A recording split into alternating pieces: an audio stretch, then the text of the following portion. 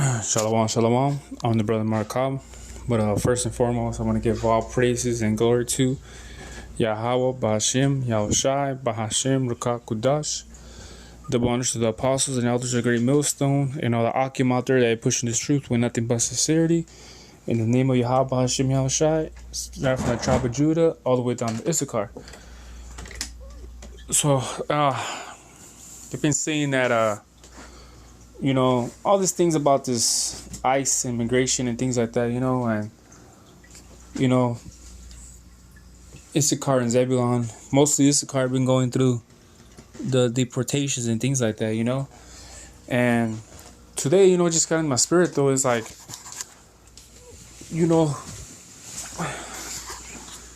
Issachar always gives a helping hand, though, Issachar always gives a helping hand. And, the thing about it though is like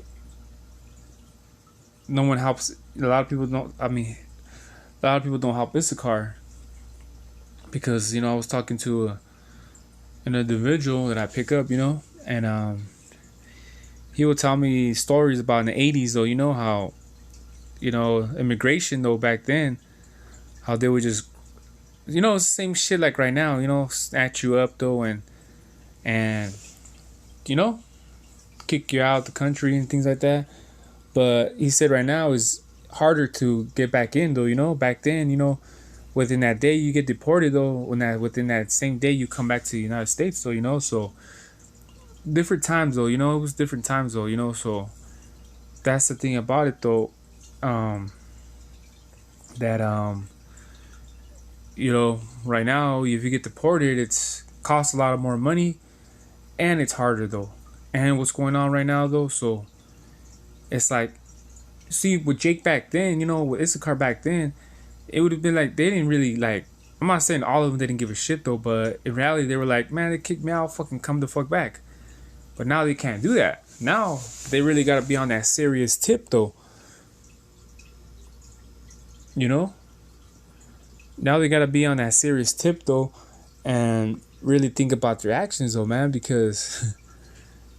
We had uncles and we had people that, they, because I always say this, Issachar is a nigga, man, but with the lighter skin, like to party and shit, man. Issachar likes to party a lot and get into shit, man, them carne asadas, though, and then the beer kicks in and then they like to have fun, man. How they party with the Mexican and shit, that's what I'm saying. The same shit, like to fight. Like to do all kinds of shit, man. Family orientated and things like that, though. But that's just Issachar, though, spirit of Issachar, and but a lot of people overlook though on Issachar too, man. And like I said, I'm gonna show a couple videos though of how Issachar is overlooked too to be a helping hand, though, because this devil, he always projects Issachar, even before they call us rapists and thieves and cartel drug dealers and all this shit, man. Don't get us wrong. A lot of, our people are in that too, A lot of people are in that too. But you see, these people are going against, they're snatching up Issachar that are working to provide though. You know what I'm saying though? These Issacharites though, like, do you see though, it's like they're just working to make a living though. You know what I'm saying? If it was, like I said, but that's part of their judgment though, like I said, like if they're getting deported and everything, that's part of their judgment though. But if you're looking at it through a worldly worldly glasses though, it's like, why aren't they getting the real criminals and things like that, the big drug dealers and all this other stuff, man, but they're going to grabbing up workers though that are trying to provide for their family. So it's type of things like that, man, where it's just like, it makes you wonder, like, this guy is really, hates the tribes though, man. He definitely got something against the tribe of Issachar though, this fucking guy though. But it's just the way it is, man. You know what I'm saying though? So this devil, man, it goes to show, man, like I said, like going up against the tribes though, man. And like I said, like within our tribe too, within every tribe though, there's always bad seeds though. You know what I'm saying though? Yes, Issachar has cartels. Yes, there are a bunch of this and that, a lot of them. But there's also the other side of the hand of Issachar, a helping hand, because known to be good, friendly people though, man. You know what I'm saying though? So I just wanted to show a couple of videos and things like that. Like I said, I'm not here to prompt the tribe of Issachar or anything like that though. But like I said, like I'm just looking at the perspective of the good things that Issachar as a tribe does too, that people overlook though. You know what I'm saying though? I'm not prompting the tribe though, or try to put it on the map like other words trying to say though. But look at some of the qualities of Issachar too, man, that they help though. So Carl Square. This is a video right here. After World War I, it was renamed Militia Square. In 1956, it was unanimously voted to name it Mexico Platz in honor of the only country in the world that opposed the disappearance of Austria as a state. Today, in front of the San Francisco de Asís Temple, built in 1898 to commemorate the 50th anniversary of the reign of Emperor Franz Joseph I of Austria, a church also known as the Mexico Temple, there is a monument in Spanish and German to commemorate this event. Our national emblem is depicted on a monolith as a tribute to our country.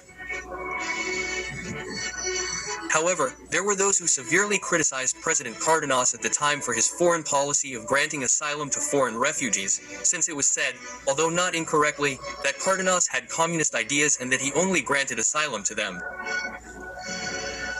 For example, when he gave refuge to Spanish socialists during the Spanish Civil War, or as in this case, for directly siding with Germany in the referendum to annex Austria. But, apart from that, the fact is that Mexico, throughout its history, even today, with the recent conflict in Europe, has saved and continues to save the lives of a large number of innocent people, who often have nothing to do with the political interests of their leaders, and who find in our country the peace and rest necessary to rebuild their lives.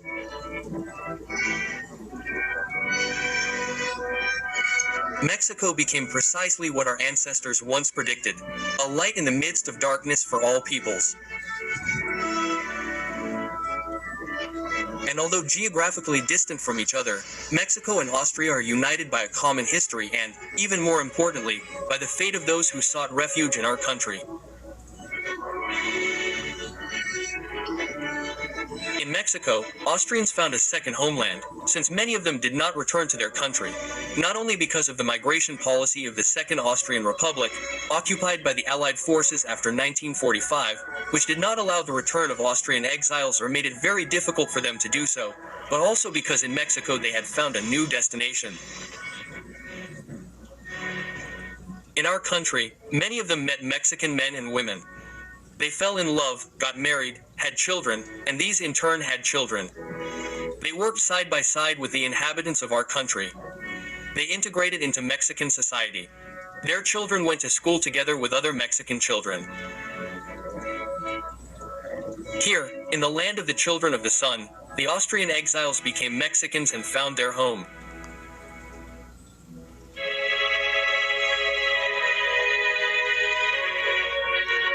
This little anecdote, free from any political overtones, shows us that doing good will always be the right thing to do, even if it is unpopular.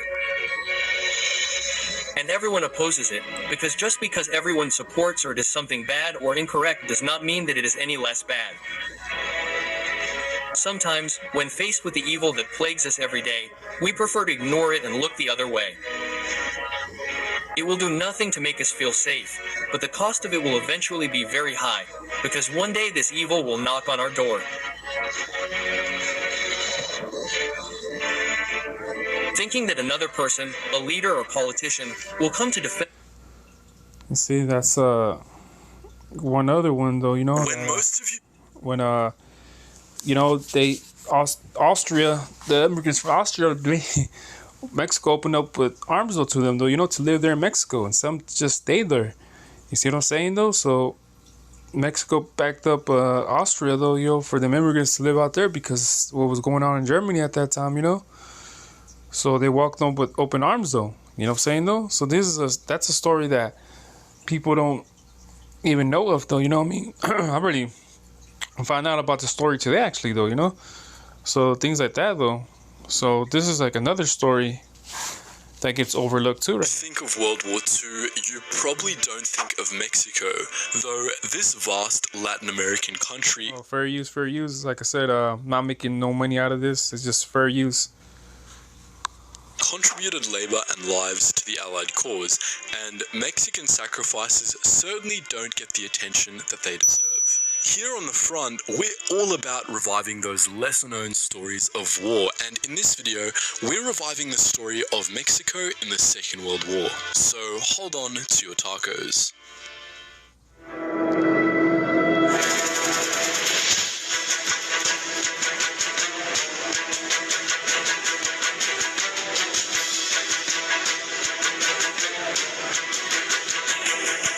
Between the US and Mexico preceding the latter's declaration of war. If the Mexican-American War some 100 years prior wasn't enough, the fact that Mexico, under their reformist president Lázaro Cárdenas del Río, nationalized their oil industry just a year before the start of the war certainly made the Yanks a little crabby. Though there's more to it than that. Like many countries, those of Latin America had no problem trading with the Germans before the Germans sunk their ships or otherwise poked the hornet's nest.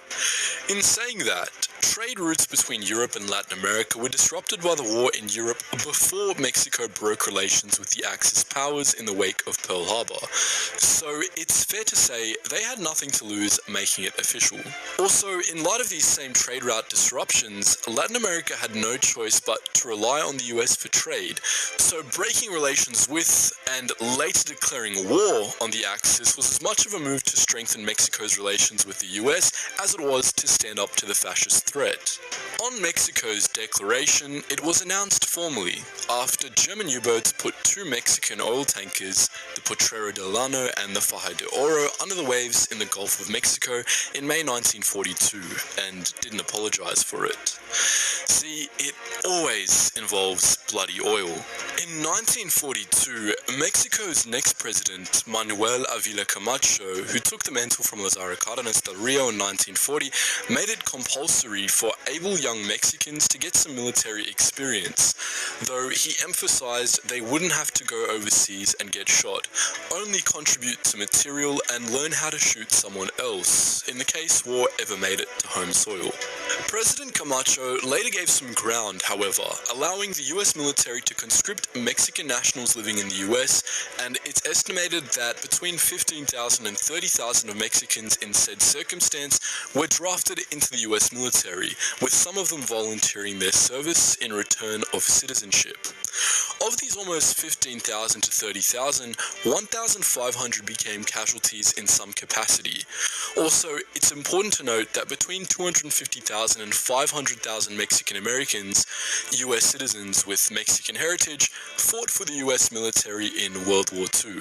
Wishing to place his own pieces down on the wartime strategy board, earn himself a seat in post-war negotiations, and keep Mexican civilians invested in the war, President Camacho mustered the Aztec Eagles, the sole flying arm in what became the Mexican Expeditionary Force in July 1944. As we've covered in a previous video on its contribution to the war, Brazil was the only other Latin American country to muster an expeditionary force. Back to Mexico, the Aztec Eagles, officially known as the 201st Fighter Squadron, was, you guessed it, an Air Force fighter squadron, and it was Mexico's only expeditionary unit to fight alongside the Allies in the Second World War. While the squadron was composed of 307 volunteers, only 30 to 31 of them were pilots, while the remaining 270 were ground support crew. On the 24th of July 1944, the Aztec Eagles started training in a US airbase in Texas and continued training at that and various other bases for around 3 months before moving on to Majors Field for advanced combat training. By February 1945, the squadron had graduated from Majors Field, and in March, the unit was en route to the Philippines, arriving in Manila at the end of April and being assigned to the US 5th Air Force's 58th Fighter Group, which was based elsewhere on the island of Luzon. From there, the squadron was in the air quite a bit, first in borrowed craft and then in Republic P-47D-30RA Thunderbolts, totaling over 1,900 hours of flight and flying in over 90 combat missions. Of those 90 missions, 43 were ground support missions for the US 25th Infantry Division, 37 were additional training missions, 4 were fighter sweeps, and just 1 was a dive bombing mission. While fighting in the Philippines against the Japanese, 5 Aztec Eagle pilots lost their lives, and bear in mind this was around 1/6 of the squadron's total pilots, and a further 3 perished in training accidents. Despite this, the Aztec Eagles put some 30,000 Japanese out of action, though this wasn't just the pilots. Those ground... See, 30,000. Let's hear that again. And a further 3 perished in training accidents. Despite this, the Aztec Eagles put some 30,000 Japanese out of action, though this wasn't just the pilots. Those ground support troops, they got some blood on their hands too. In 2003, retired Aztec Eagles pilot Carlos Garduno Núñez was part of the Mexican Association of World War II Veterans, which by that year had just 10 living members. In an interview with American Forces Press Service reporter Rudy Williams, Garduno said, "I joined the squadron of Aztec Eagles because, as a professional military man, I was dedicated to serving my country. Professional men have to accept the call of duty." Garduno also noted, in those days, Mexico still had a tremendous resentment toward the United States for the Mexican War and the American occupation of Veracruz, so about 90% of Mexico was against cooperation with the United States. As small as Mexico's contribution was compared to the big nations, it was very significant. Regardless of past conflicts we had with the United States, the important thing is to be together as we were in the Second World War. Unity, cooperation, and integrity for our beliefs and freedom are the important thing. Miguel Moreno Arreola, another Aztec Eagles veteran, concurred, saying, "We're very proud to have served with the American veterans in World War II." While the Aztec Eagles are deserving of far more attention than we have time for in this video, 2 of Mexico's greatest contributions to the Allied cause were its labor efforts under the Brotero program and its efforts in what came to be known as the Mexican Miracle. The Brotero program was an incentive of the August 1940. Yeah, see, so, Mexico helped out, man. And that's the thing, Mexico helped out. 30,000, man. That's a lot of fucking Japs, though. Japanese, though. You know what I'm saying, though? So this story gets overlooked, though. You hear about World War II, D-Day, and all this other shit. But at the same time, how come they don't show light upon this story, though, So it goes to show, man, that even though, Mexico still helps out, even if you ain't even with them. You know what I'm saying, though? Because look at now, this was back then, right? And look at this story that happened. We met up with a group earlier today. What's it called? This story happened. Oh, about the 6 months ago about the fires that were happening in LA, right? There was Mexican firefighters that went and helped out too. Look at.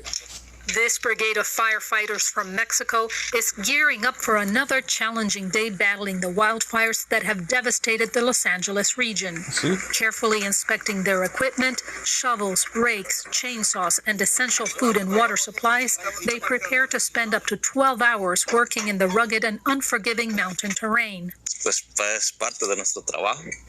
is part of our job, to support California, and we do it with pride. Relative humidity 10 to 16%. During a quick morning briefing, the Mexican team leader translates the weather conditions and instructions from a California brigade chief. Red flag warning is in effect. Once they head out into the mountains, they rely solely on each other, working as a team to help contain the flames. This is something we have to do. It's our duty. Their commitment has not gone unnoticed by local fire crews. Everybody seems to be in shape, fit, ready to go. I think it's a good opportunity for me to learn as well as for them to learn and help out at the same time. The brigade of 72 firefighters and emergency personnel arrived on Saturday, January 11th, from Mexico's National Forestry Commission and Ministry of Defense. California Governor Newsom was on hand to welcome the team. This is what relationships are all about. Friends in need, being there for one another. We want to be there for the people of Mexico in times of need and disasters. And we're What the fuck? When is that? Never. But you see, at the time of the fires that were going on, Mexico went out and helped them out, you know, over there down south in LA. The real, what do you want to say? The real Mexicans. You see? Now look at what's going on with the floods. We met up with a group earlier today. These are international search and rescue crew members from the city of Acuña, Ciudad Acuña, on the Mexican side of the border, just across the river, across the Rio Grande from Del Rio. They were brought up here to try and help out as well, and we caught up with them earlier today when they were able to find a body. They found a missing person earlier today during their first mission out this morning. Have a look. Near Ingram, the painstaking work continues in this specific area where two bodies were found underneath all of this rubble overnight and into the morning hours on Monday. It was here, in this same spot, that we caught up with a group of Mexican search and rescue professionals from Ciudad Acuña as they returned from their first morning mission where they recovered a body. I understand that you all found a body out there. Tell me about that.